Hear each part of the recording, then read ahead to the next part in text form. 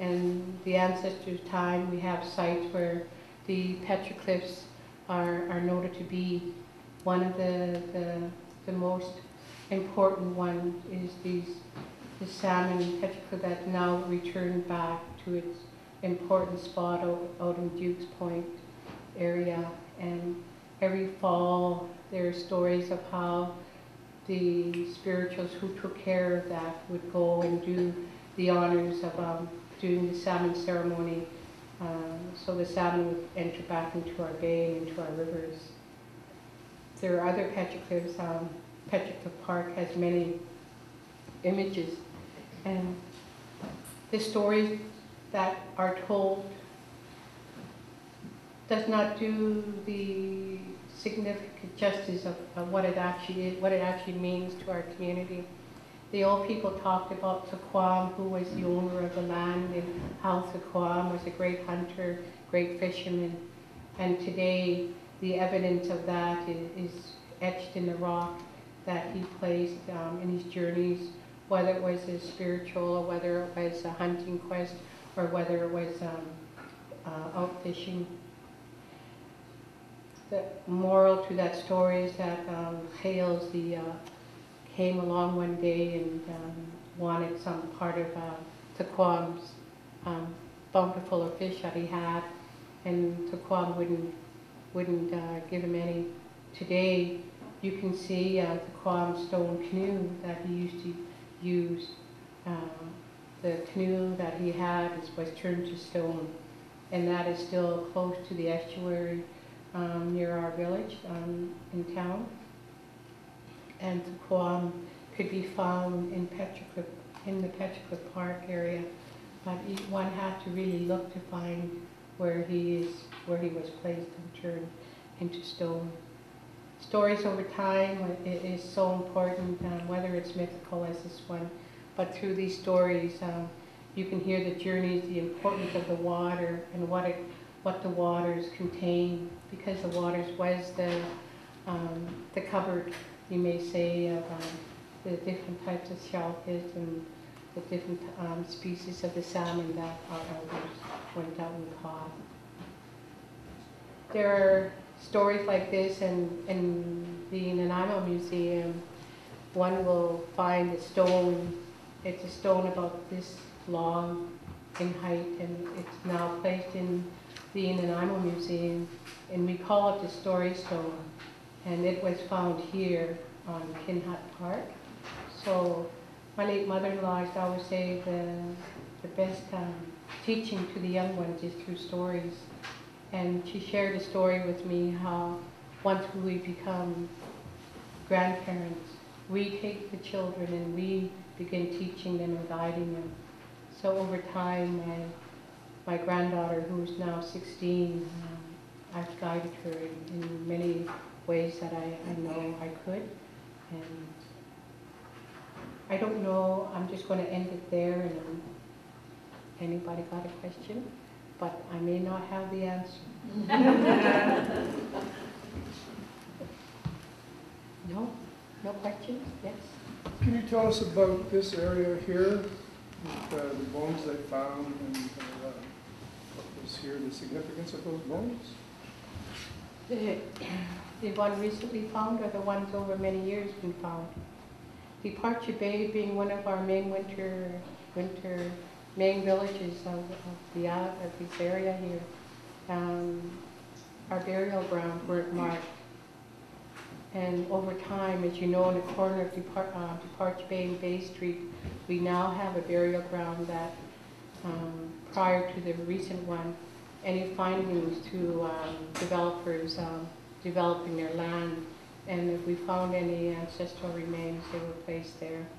The one in one at the corner of Departure Bay and Bay Street is goes back 1,500 years, and it's through the evidence how their remains were placed in the ground.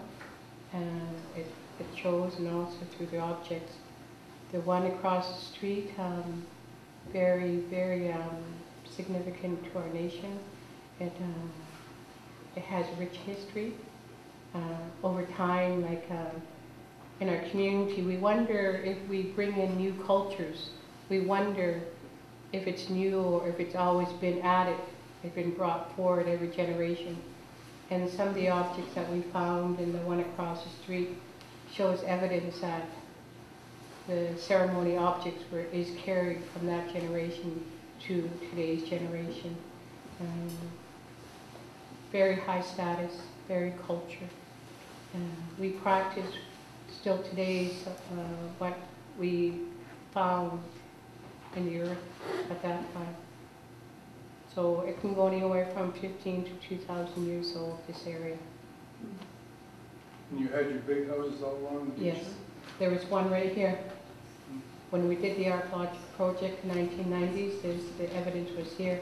When they were doing the road work on Departure Bay Road, and they went down to the ground again, right there was another longhouse. So there were 7 rows from the beach backwards. That's quite a few people then. Yes. We were one of the largest, they say, in our time. So when you say winter home, where would they have been during the summer? During the 4 seasons, the old people talk about the journeys where they went. They traveled over to Gabriola. They went there to do some harvesting. They went up the river to do more harvesting. They went across the mainland to do harvesting.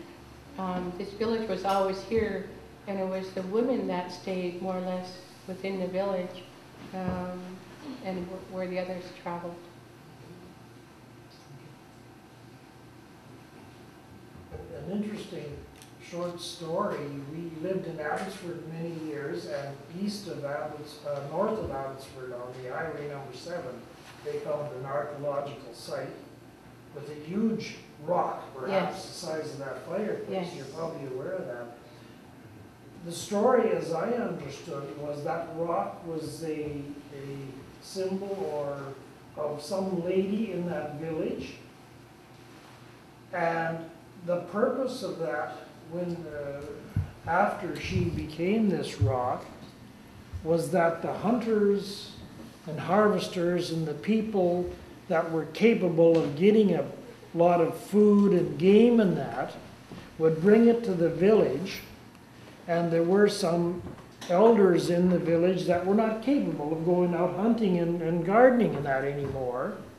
And so in the middle of the night, the hunters and the people in the gardens and that would put food, fish, whatever on this rock, and anybody in the village that was a little bit short could come and help themselves.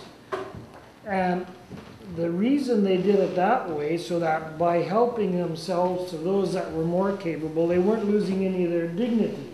It wasn't like welfare or handouts or anything else. And so that was just one story about, many stories about that particular thing. I'll share another story before I'll pass it over. This is true. Duke Point area, Biggs Park. Everybody knows where Biggs Park is. Back in the mid-'80s, I was doing my internship out at the RBCM Museum, and it was called back.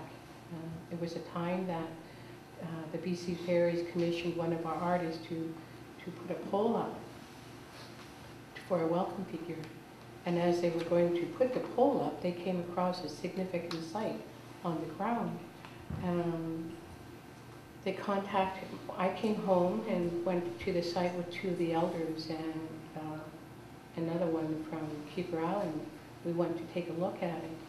We heard many stories of my late mother-in-law saying that what that site was. It was a sacred site, and you can only go there to gather or get whatever you needed and leave it as if you weren't even there. And what the parks people wanted to do at that time was to mirror Jack's Point Park and put another one across. So the tourists would be able to come and have a picnic there and walk the foreshore of the estuary. We went and in the ground there was stone bowls that were carved right into the rock.